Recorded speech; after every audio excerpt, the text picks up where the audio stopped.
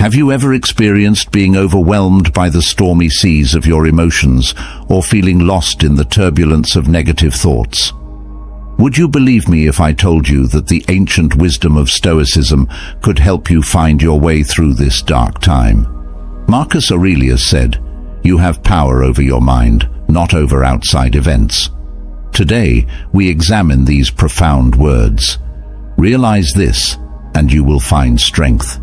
This powerful statement starts a journey that will change your life. Come on this journey with us as we find 7 lessons from Stoicism that are not just lessons, but ways of life. With a heart full of courage and a mind full of unwavering emotions, these lessons will guide you to control your emotions and sail through life's storms. In the midst of life's chaos, welcome to How to Get Rid of Negative Thoughts Using Stoicism, your guide to finding peace. Lesson 1. Know what you can control. Have you ever found yourself in a storm, but not the kind with rain and thunder, but the storms of life? Unexpected events, letdowns, or abrupt modifications. The dichotomy of control is a lesson from the Stoic philosophers of ancient Greece and Rome that feels like a lifeline in these storms. Think about this. You're planning an outdoor event, but it rains at the last minute. No matter how much you'd like to, you can't control the weather. But how you feel about the rain is completely up to you. You could be sad and angry, or you could figure out a way to deal with it. For example, you could move the event inside or enjoy the rain as a change. A Stoic philosopher named Epictetus, who was born a slave and became one of the most important thinkers of his time, said, "Some things are in our control and others not." That sounds easy, doesn't it? But there is a profound wisdom found in this simplicity that has the power to change our lives. We face many situations every day. Some of them we can change, like the books we read, the people we hang out with, and our daily routines. But there are many things we can't control, like global events, other people's actions, time passing, and yes, the weather. This is where things get interesting. Stoic philosophers thought that how we interpret and respond to external events determines how happy we are. Our emotions aren't caused by the event itself, but by how we think about it. Remember a time when you had to face adversity. Perhaps you didn't get the job you wanted. Everything felt bad at the time. But after some time, you may have realized it was actually a blessing in disguise that led you to a better chance or personal growth. But how are we going to make this work? Ask yourself, is this something I can control? If the answer is yes, then you should do something about it. If the answer is no, it's a chance to work on being able to accept and change things. We can free ourselves from needless pain by really understanding and internalizing this principle. Knowing that we can't control the wind but can adjust our sails allows us to move through life with calmness. The dichotomy of control is a bright light in a world that often seems out of order. It reminds us to put our energy where it counts most and to enjoy the peace that comes from knowing that some things are out of our control. Second lesson, think before you act. People today value speed and immediacy, so the art of reflection may seem like a thing of the past. So, taking the time to think and pause can be our saving grace in a world where we need to act quickly. Think about how many decisions we face, both big and small, from picking a restaurant meal to choosing a career path.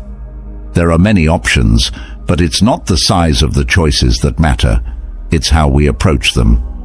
As an example, let's look at reading a message that makes you feel something. Someone at work might be questioning your work, or a friend might make a casual comment. Your first thought might be to defend yourself or get angry. You could jump right into that emotional whirlpool, but what if you took a step back? Your emotions aren't being pushed down when you give yourself that brief break. They're just being given a chance to breathe and be understood. Reflection is not about avoiding or accepting our thoughts and feelings without doing anything. It's about being present with them. It means asking deep questions like, Why did this comment hurt me so much? My current emotions are being influenced by what underlying beliefs or experiences I have had. Is my first reaction based on what's happening now or on things that happened in the past? Also, thinking about what you're going to say before you say it is a way to build empathy. By giving ourselves time, we also give ourselves the chance to see things from other people's points of view. That coworker or friend may have been having a rough day and didn't realize how important what they said was. When we think about things, we help ourselves and those around us understand them better. This habit can be very important in relationships. How many misunderstandings could we avoid if we stopped to think before we spoke? How many bridges could be built instead of being destroyed? We find clarity, compassion, and connection when we take time to think. Also, being able to stop and think is very useful in professional settings. People usually respect and follow leaders more who think about their choices before making them. People think they are thoughtful, calm, and smart. Most of the time, their choices, which come from deep thought, last. Reflection is a way to rebel against a world that often seems to be moving at breakneck speed. It's a quiet but powerful way to say that we won't be swept away by the currents of immediacy. Making this promise means that we will take care of ourselves, be happy, and treat others well. It's not just a practice to think before you act. It's a philosophy, a way of life that values depth over breadth, understanding over impulsivity, and lasting connections over fleeting ones. It's a journey inside that has profound effects on the outside world, influencing not only how we react, but also how our lives are put together. Lesson 3. Learn to be impartial. To someone who lives in a world that is often emotional, the idea of practicing dispassion may seem strange. But let's look more closely at what it really means and the power it has to change things. Dispassion isn't about hiding your emotions or not caring about what's going on around you. It's about finding a calm in the middle of the storm. Imagine not feeling overwhelmed by events, circumstances, or even your own emotions. Just think about the last movie that really held your attention. There were times when things were tense, exciting, and maybe even sad. You knew it was just a movie, even though you were interested in the story. You didn't rush to help the hero or cheer for the bad guy like their problems were real. While still feeling the emotions, you were able to keep a sense of distance. A similar approach to life is promoted by the Stoics. It's about being aware of how emotions rise and fall without letting them control you. Think about being cut off in traffic. It is normal to feel angry or upset. For dispassion, you can practice not letting these emotions take over by recognizing them without judging them and then letting them go, like clouds in the sky. This doesn't mean you become passive or apathetic. It just means you have more control over your emotional reactions.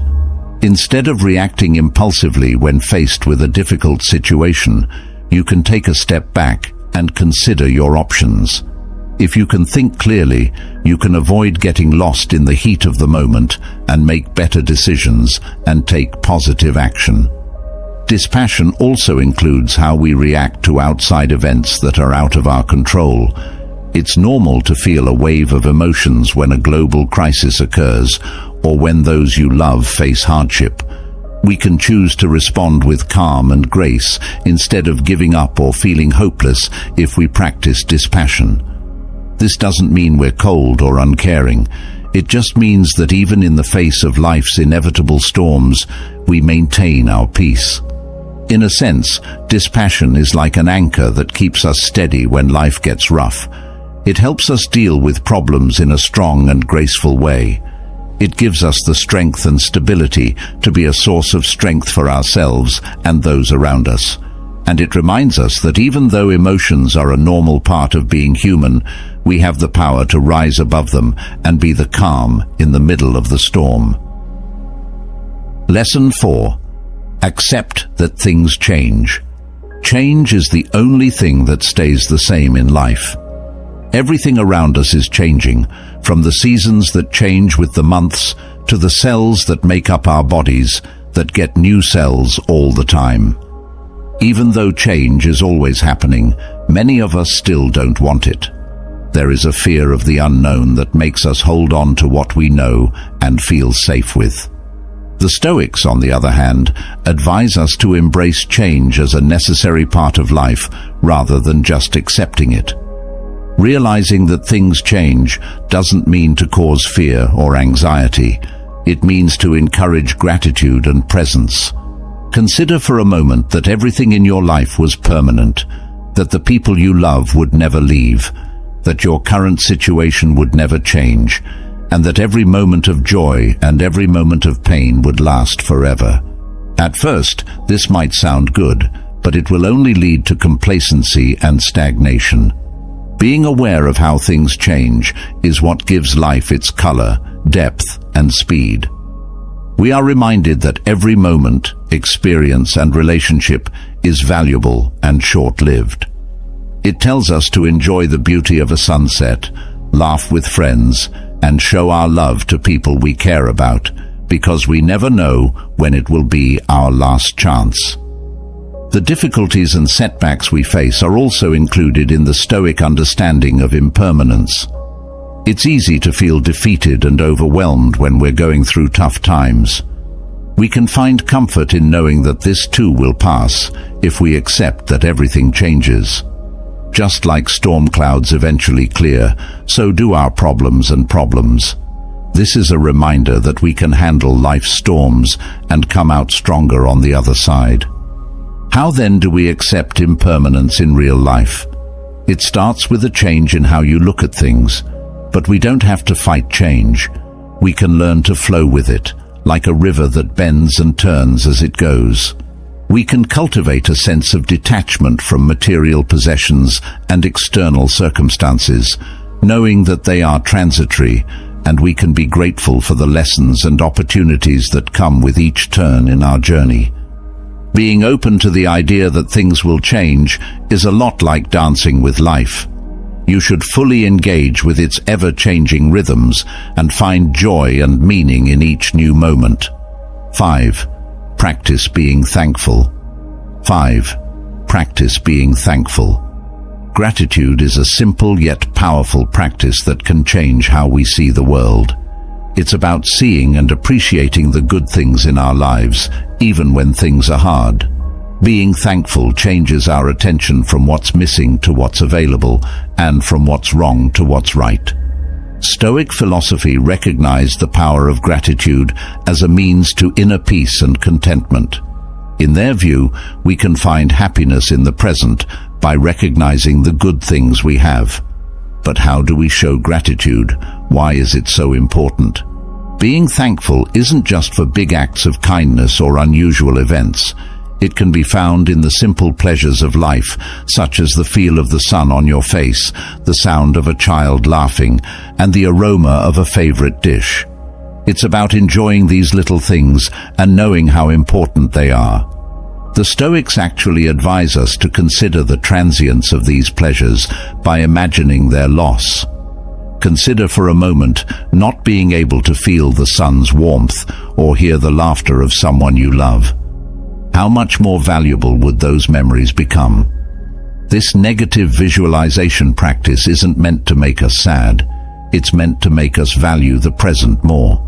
It's a reminder that the little things we take for granted are really gifts that are worth a lot. The power of gratitude can also change how we deal with difficulties. It's simple to give in to negativity and hopelessness when we face difficulties. But if we practice being thankful, we can stay strong and find hope even when things are hard. For example, you can still be thankful for the support of your loved ones, the care of medical professionals, and the chance to get better even if you're sick. By focusing on what you're thankful for, you can find strength and happiness even when things are hard. How then do we show gratitude in our everyday lives? To begin, just think about what you want to do. Take a moment every day to think about what you're thankful for. It might look like a note in a journal, a mental list, or a chat with a friend. When you practice gratitude, try to be specific. For example, instead of just saying, "I'm thankful for my family," think about specific things or moments that make you thankful for them. These actions can turn into habits that change the way you see things and make you happy and content with your life. Lesson 6. Build your resilience. The capacity to overcome adversity, adjust to change, and persevere in the face of difficulties is known as resilience. This trait can mean the difference between giving up in the face of life's challenges and coming out stronger than ever. In order to deal with life's inevitable ups and downs, the Stoics understood the value of fortitude. They thought that we could face problems with courage and grace if we worked on our inner strength and stability. But how do we build resilience in real life? Change of mind is the first step.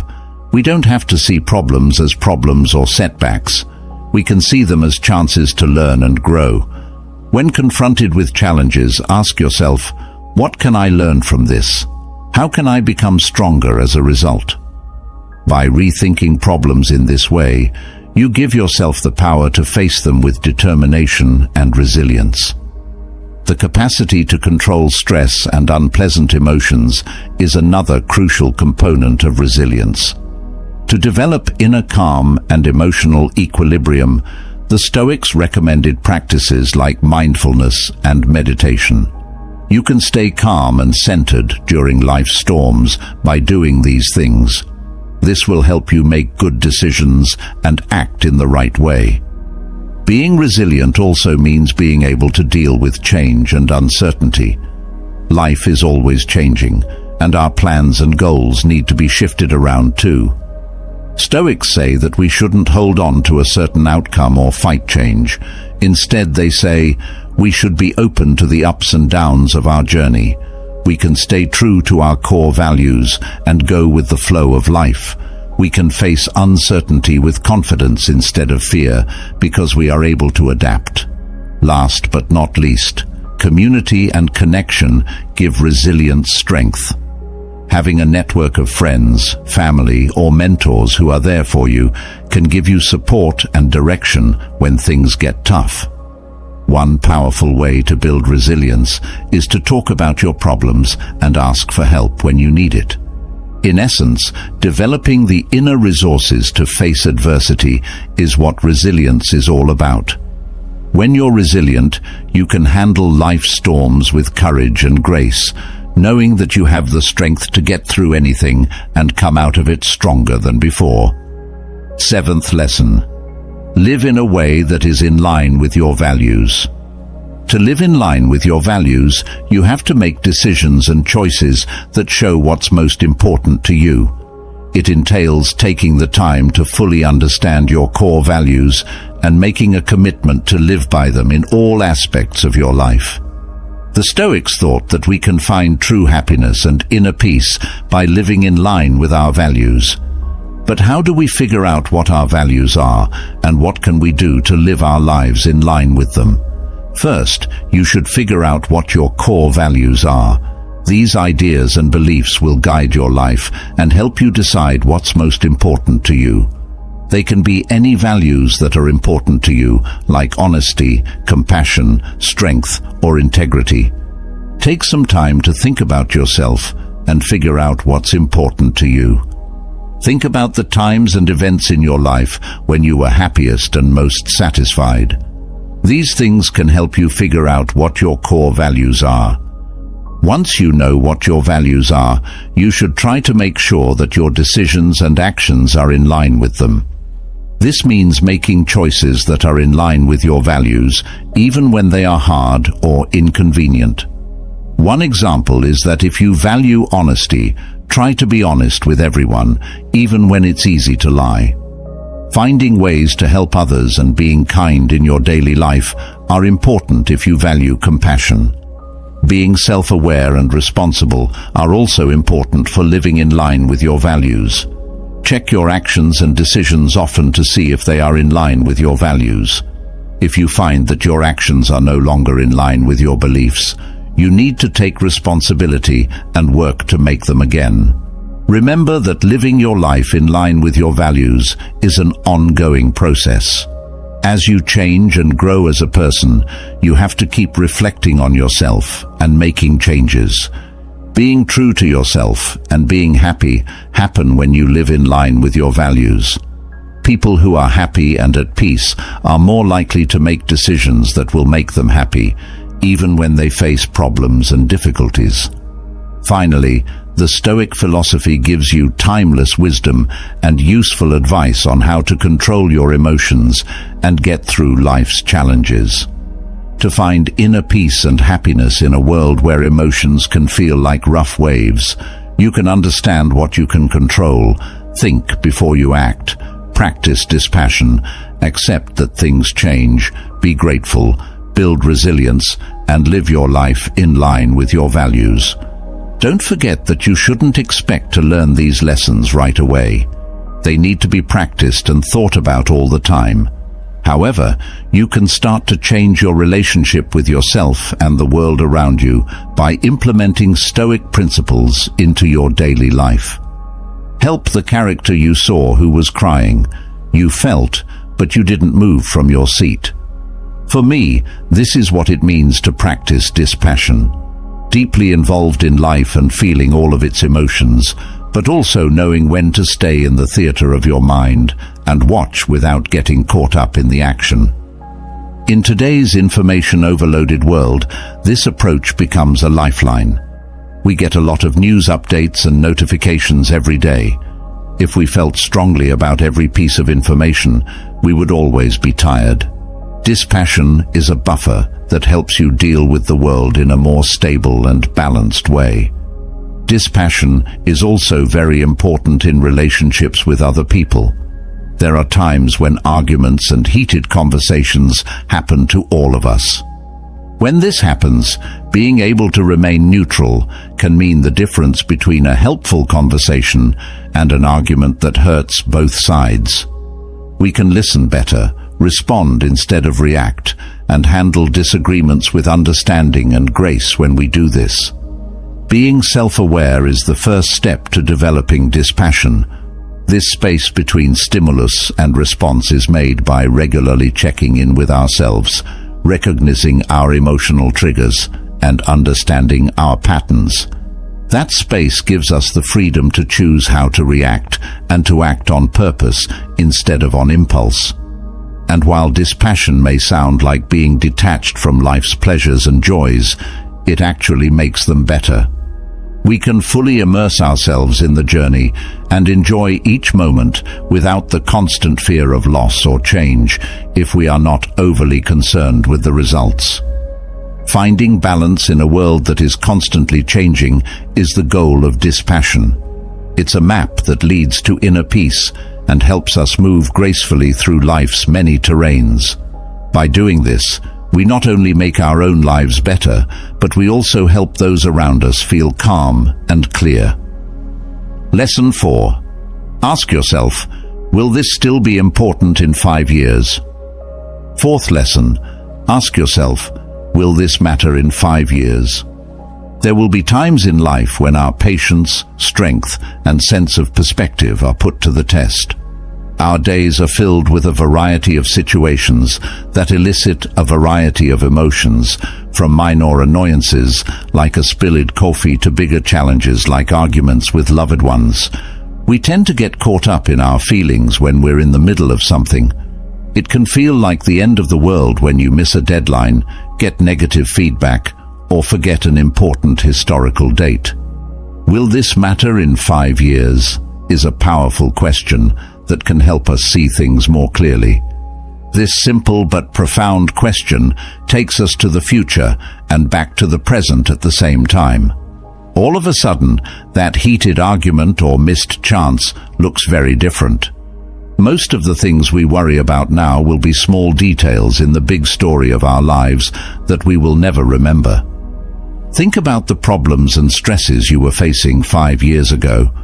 How many of them are still true? How many have been overshadowed by new memories, experiences, and things you've learned? This realization can make you feel both humble and free. Using this question as a regular guide helps us figure out what's most important to us. It helps us tell the difference between short-term problems and long-term effects. A bad day at work might seem like a lot right now, but in the grand scheme of things, it's just one day in a career that lasts decades. This point of view also makes people more resilient. Reminding ourselves of the bigger picture can help us deal with difficulties and find solutions when we are faced with difficulty. We don't have to get stuck on the problem at hand. Instead, we can plan, change, and move forward, knowing that time often brings clarity and answers. But it's not just about making our worries seem less important. This question also makes us think about what's important. Investing in relationships, personal growth, and experiences that last is important if we want the things we do and choose to matter in the long run. The question, will this matter in 5 years, helps us live a life with meaning, perspective, and peace, even though our world is very focused on the here and now. We can handle the ups and downs of life with grace by coming back to this question often.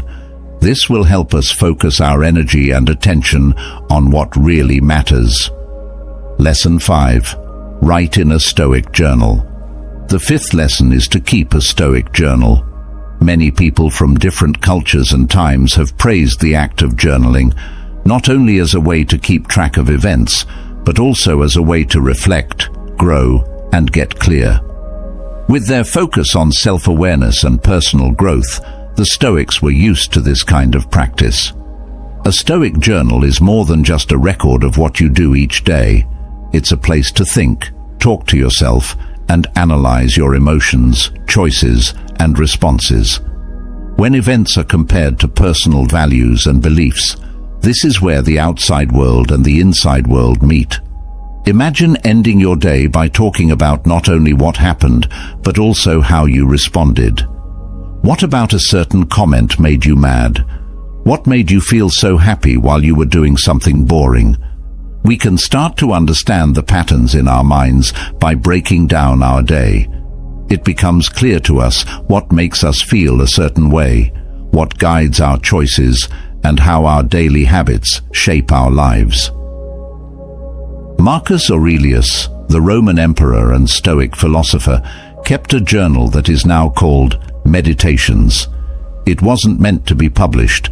It was a private conversation, a place for him to guide himself, remind himself of Stoic principles, and use wisdom to deal with the difficulties of his life. We can see a man struggling with his emotions, his responsibilities, and his place in the universe through his writings. To get something out of a Stoic journal, you don't have to be an emperor. Setting aside time for self-reflection is even more important in today's world, where there are many distractions and a constant flow of information. Checking in every day is a good way to stay grounded and get clear when things are crazy. This practice can result in profound insights over time. You may find that some situations consistently make you feel stressed, which may lead you to either deal with them or change how you see them. You may find that certain practices, like being grateful or mindful, make you feel better and improve your outlook. You can use the patterns that show up as a guide for your own growth. Besides giving you ideas, a Stoic journal makes you more responsible. You hold yourself accountable for your actions, reactions, and choices when you promise to reflect every day. As a result, it turns into a mirror that shows not only your outside life but also your inner life. A powerful way to apply Stoic ideas to your daily life is to keep a Stoic journal. It's a way to learn about yourself, get better, and take control of your life. You begin a journey of self-understanding, aligning your actions with your values, and living a more purposeful and meaningful life through the practice of journaling. We are responsible for how we act and what we choose to do. When you make the same mistake over and over, it gets harder to ignore it. We are instead told to learn, change, and grow. Keeping a Stoic journal is a lot like having a wise friend by your side who will always be there to listen, help, and guide you. It's a commitment to improving one's self-understanding, living a life that is in line with one's values and principles, and growing as a person. Lesson 6. Look at problems as chances to learn. Sixth lesson. Look at problems as chances to learn. Problems abound in the world, ranging from small setbacks to huge changes on a global scale. Problems are an inevitable part of being human. It would be hard to deal with these problems, but what if we saw them as opportunities? Stoics had a powerful way of looking at problems. They thought that even though we can't always control the events that happen to us, we can control how we perceive them and how we react to them. When you change your point of view, problems stop being setbacks and start being lessons. This idea is best encapsulated in a quote by the Stoic philosopher Marcus Aurelius. What stands in the way becomes the way. Take the example of a river that runs into a rock. Not stopping, the river finds a way around it, either by wearing away at the rock over time or by making a new path. The boulder, which at first glance seems like an obstacle, changes the course of the river. In the same way, problems in our lives can change our paths and often lead to results we didn't expect. For example, a job loss can be devastating at first, but it can also lead to a new career path, an opportunity to learn new skills, or even the chance to start one's own business. It's possible that a failed relationship will help you grow as a person and make deeper, more meaningful connections in the future. This Stoic view also makes people stronger. When we look at problems as chances to learn and grow, we become more flexible and ready to face problems head-on. What can I learn from this? How can this experience shape me for the better? Becomes the question we ask instead of, why is this happening to me? Of course, this doesn't mean we should look for problems or ignore real ones. It means realizing that every problem has a solution, a chance to make things better. Taking care of this seed with a positive attitude, patience, and persistence can help us turn problems into opportunities for growth, wisdom, and happiness. Lesson 7. Show gratitude. Gratitude is like a golden thread through the complex web of human emotions. It brings us moments of happiness, contentment, and new perspectives. The Stoics believed in the deliberate practice of gratitude, making it a daily ritual to anchor oneself in the present and be thankful for life's blessings, even though it is an emotion that can arise spontaneously. Being grateful is more than just saying thank you. It's a deep appreciation of all the people, events, and forces that make our lives better.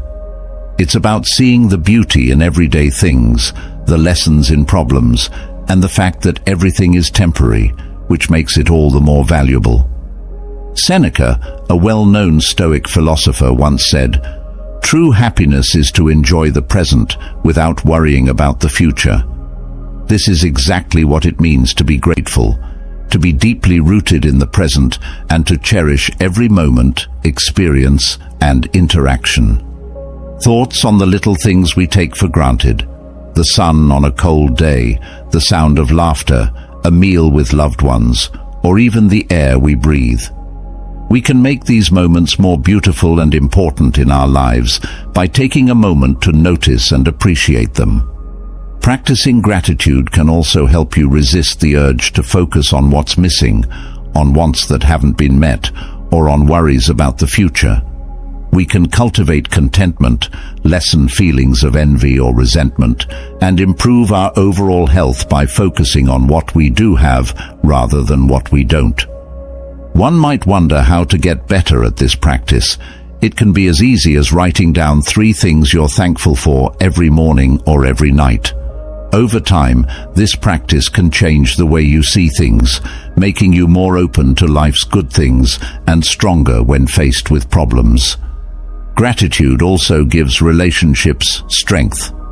When we thank others for their kindness, support, or love, we strengthen relationships, promote mutual respect, and start a positive feedback loop of love and kindness. Gratitude serves as a gentle reminder of the abundance that already exists in our lives, in a world that frequently emphasizes more possessions, accomplishments, and desires. It's a call to enjoy the present, welcome life with open arms, and walk this life path with gratitude in your heart.